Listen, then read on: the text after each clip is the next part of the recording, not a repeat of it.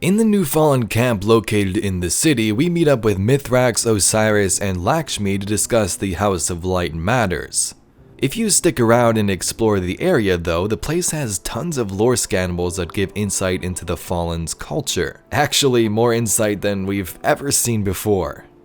Today we're going to dive through some of these epic Fallen facts that most have never heard of. Let's get right into it.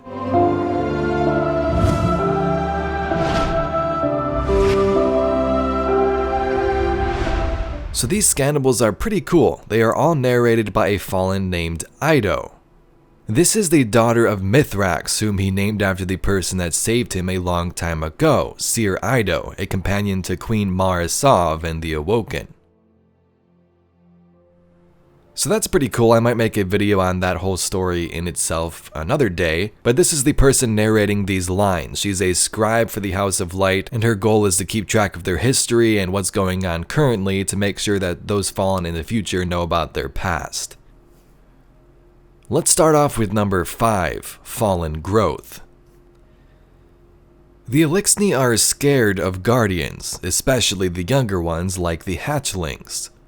Mithtrax wishes to distribute ether as needed and not restricted as many fallen houses have done in the past. Now many might think that ether is some type of currency to the fallen, which it kind of is at this point, but it's actually compared to the hormones in humans. It helps them with things like breathing and more importantly getting bigger and becoming more strong. In the past, this ether restriction began as a necessity when the traveler left their homeworld Reese. But soon after, it quickly became a mechanism of social control once new houses began to be formed and new leaders rose up. A big example of this, which is still going on, is the Spider. He uses the distribution of ether to keep his followers dependent, something that is frowned upon by the House of Light. A pretty cool side note is that all Eliksni are supposed to look like captains. This is their true form. And any fallen that you've seen in the past like dregs or vandals are underdeveloped because they haven't taken enough ether or it was restricted to them. Number 4, the Eliksni like ghosts. Eliksni fear guardians but are interested in our little friends, the ghosts.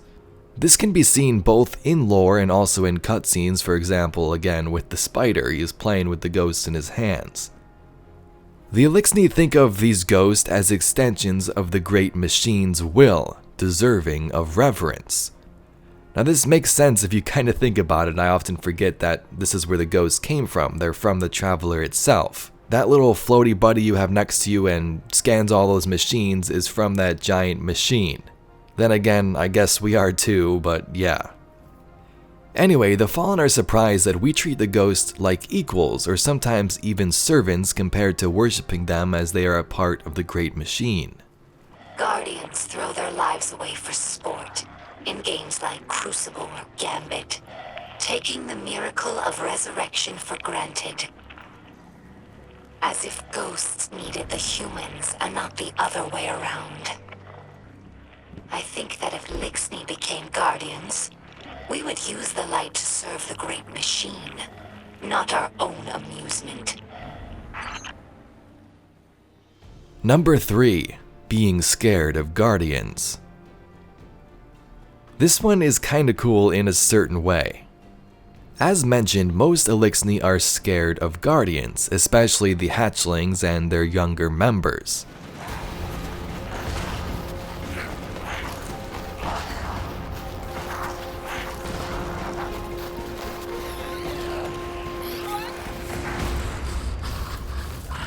The Guardian is almost here. Stay down.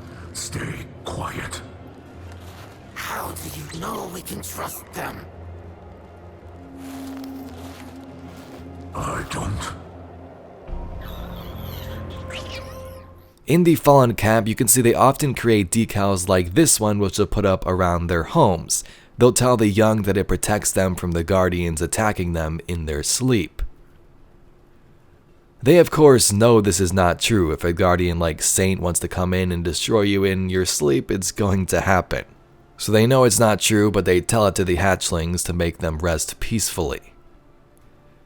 Oh, and in case you haven't explored around, the hatchlings are everywhere, both here in the camp just laying around and also attached to the Eliksni trying to operate a vending machine near Ada 1.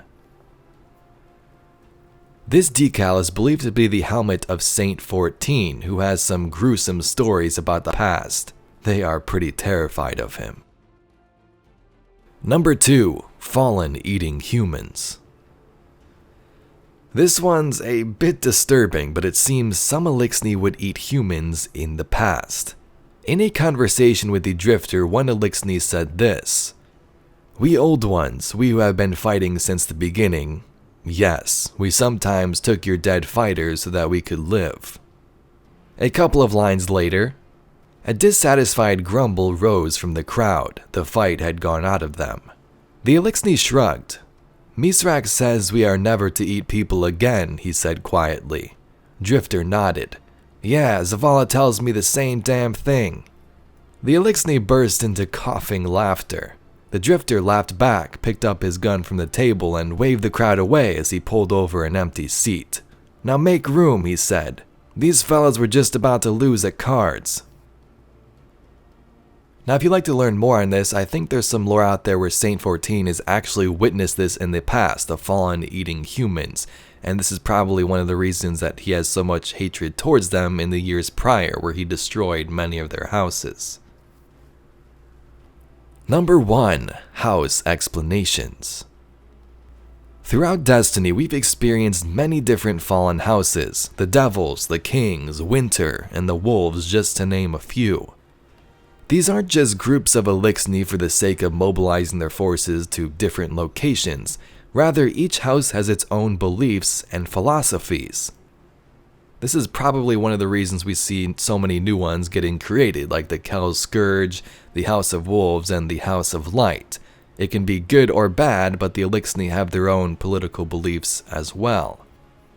The House of Light is said to be different though. They worship the Great Machine, but also embrace ancestral roles like Splicers and Scribes. Another big change is, of course, their leadership. Mithtrax does not take more than his share of ether like other fallen houses have.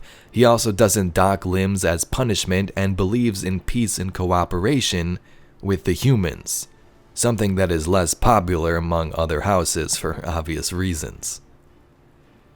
Anyway, Guardians, I hope you enjoyed these facts on the Eliksni culture.